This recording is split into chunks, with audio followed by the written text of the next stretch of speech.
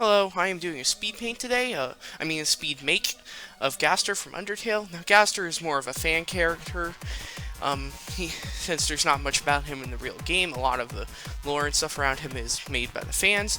Now, I do think if Toby did have a different plan, he might have even adjusted his plans if he's ever going to bring Gaster into the main light, which I think he will.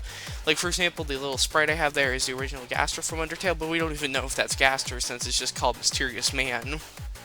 But I think that definitely, if Gaster was to ever come into Deltarune or something, he would definitely look like that, and Toby wouldn't just change it, because I think the fans have built up such a large lore around Gaster that I think even if Toby had different plans, he might have adjusted them. Like, I know if I made something that got really popular, and the fans were just like, "There's this one mysterious character. He must be this guy, and he's related to these two characters, and blah blah blah." That I would definitely adjust to it.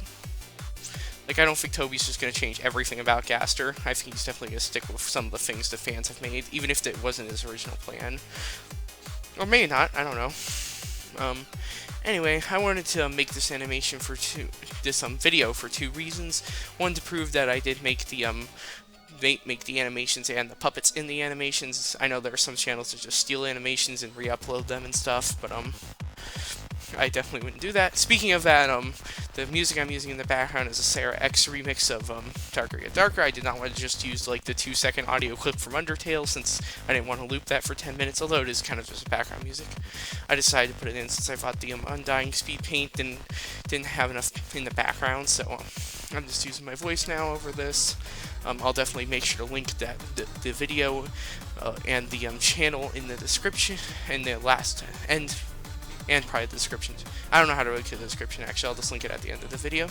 So also, the second reason I wanted to do this video was to show that this is quite an easy thing to make, and if you want to make animations like this, you definitely can. Now, it takes longer to make a pivot puppet than it does just to draw a character like this, but the good thing is that they're reusable, so I can just make infinite animations with this puppet like I'm done. Like, I have that Sans and Papyrus over there, I can just move them easily and make more animations. I made the Papyrus today, or before this, and decided I wanted to do a speed make, but I had already made that, and I was like, oh, what should I do next? I was like, oh, I'll just make a Gaster.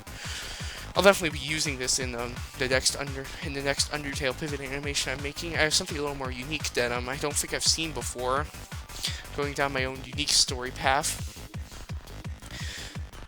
Obviously, it's inspired by a lot of other things, but it's not something I've really seen before. Okay, now I'm adding in like the purple eyes and stuff, and as you can see, like, that's all. This is where like the fan stuff comes in, because like you can see the original sprite definitely doesn't have purple eyes, but a lot of fan animations have purple eyes. Hey, I keep redoing my recording software in that video. I'm gonna have to do that with this voiceover, I think, too. It's funny.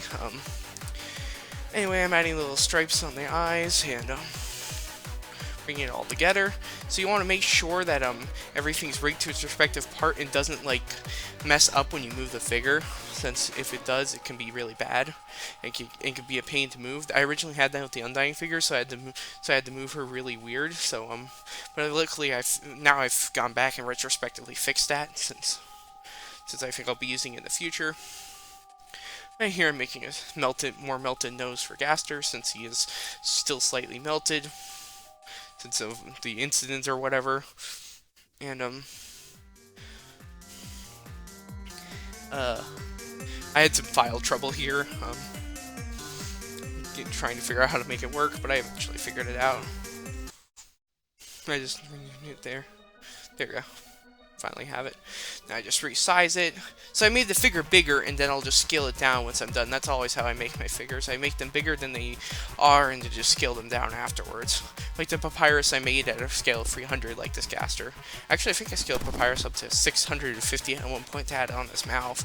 That was one of the harder things I've made. I'm really proud of the Papyrus puppet, though. I think it came out really well. Redoing my recording software again. Anyway, continuing to add the details. Now I'm going for like the white collar.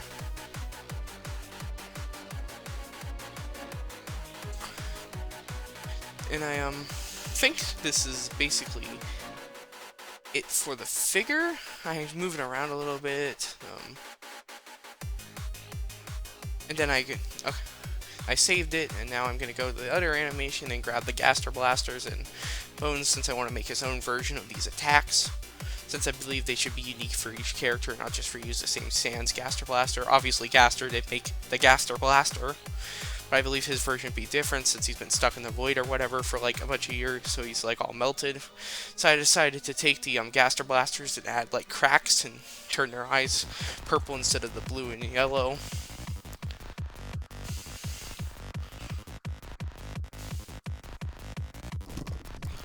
So here I am making a Gaster Blaster. I add some like lines and dripping. I'm moving around a little to experiment with shapes and stuff, but ultimately I kind of returned to what it was like before because I decided it shouldn't be too different. Jack, get down. Sorry, my cat's scratching out the window. I'm gonna go get him off the window. Jack, stop chewing out the window. Jack. Don't make me kick you out of the room, Jack. Here, I'll lift up the blind for you so you can look out the window, but don't scratch at it. Got it, Jack? Anyway, I've now made the bone attack and completed the Gaster Blaster. Actually, I think I do a little more on the crack on the Gaster Blaster. I might be wrong about that, though. Or no, I think I'm done. Yes, I am done with that part. So now I'm trying to get them to rescale. I have to move it around. There you go, I got it. So I rescaled the Gaster to be the real size he'll be in the animations. I'm gonna make a real quick animation here too with him. So I do next. So I just take the Frisk stripe. It's just what the stripes on Frisk's shirts are, and I use that for the Gaster Blaster laser. I also use that for the knife slash on Kara. So I use that stripe a lot. I use it for the mouths. I use it for the Gaster Blasters and the strikes and all that. This is one of the most useful tools. It's just a little line with a bunch of flex points. Okay, so first I'm going to start with the animation by having like reality crack, and Gaster come through the crack from the void into the normal part of the land. Sorry, I'm getting my cat off the laser pointer. There he goes. So I'm going to start with this crack, and for this crack I just kind of did these jetting, less natural movements, since obviously the void cracking into reality is not a very natural or normal thing. So I tried to stay along the crack though, because like when you have a crack it doesn't just shift and move. So I wanted to make sure that it didn't shift too much, so I have it expanding. I just press space, stuff. I did 2 frames for every crack movement, because I'm animating at, I believe this one's at 6.7, but I usually do it at 7 and then half the speed in post, so it's normally at 3.5. Although eventually, once I get better, I'll definitely just keep it at 7, or maybe even move up to 12, because I know that's more standard. So here I am, I'm just moving the cracks around into, now they're condensing into a hole for which Gaster to exit through the void into reality. So I believe next now I add his little face on.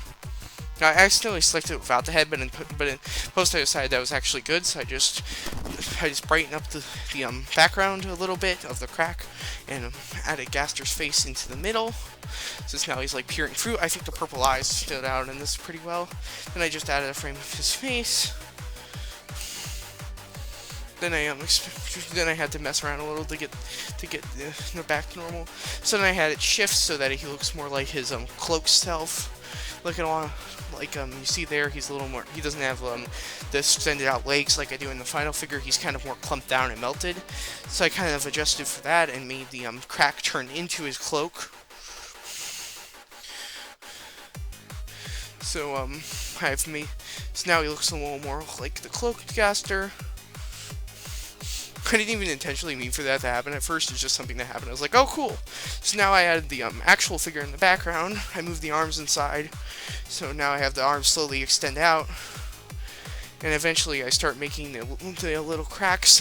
That is his cloak now. Transparent as it disappears, and he transforms it to his like vest and lab coat, I guess. Okay, so now it's fully disappeared. So now I do an animation of him raising his arms and summoning a bunch of hands. So I just copied them at each point and kept moving his arms up. So, yeah. Gonna renew the recording software now. Okay, so I'm moving Gaster's arms up and hopping them at each point. I had to experiment with this a little bit to get it to work how I wanted it to, but ultimately, I learn more and more about this animation software every time I use it. 681's my most popular video. I hope my more quality animations get more popularity. Although my Sans animation fight took off really quickly, I think it took off even quicker than the Undying one, which makes sense, I guess, since he is the more popular character. So yeah, you can see how the animation process in the software works now. Like, see how easy it is to move the character's arm once I've made them? If I were doing traditional animation, I'd have to redraw the character for each frame. Or copy him from the last frame and move him slightly in some animation. But if I'm doing, like, super traditional, like, so these pivot animations are just great, because I can even resize him and have, like, a close-up of his face, and, like, even if details don't come out as well and smaller, I can have bigger, and I can just adjust everything. Okay, so now I'm moving in the Gaster blasters into the animation, and creating a little thing around him. Now I'm almost done at this point. I'm just creating, this is the final frame, I believe. I just copied this till I reach frame 100, I think. So it stays in the animation for longer. At the very end of this video is going to be the animation. I think it's coming in a few seconds, actually. I hear I'm saving it, and the animation, here it comes.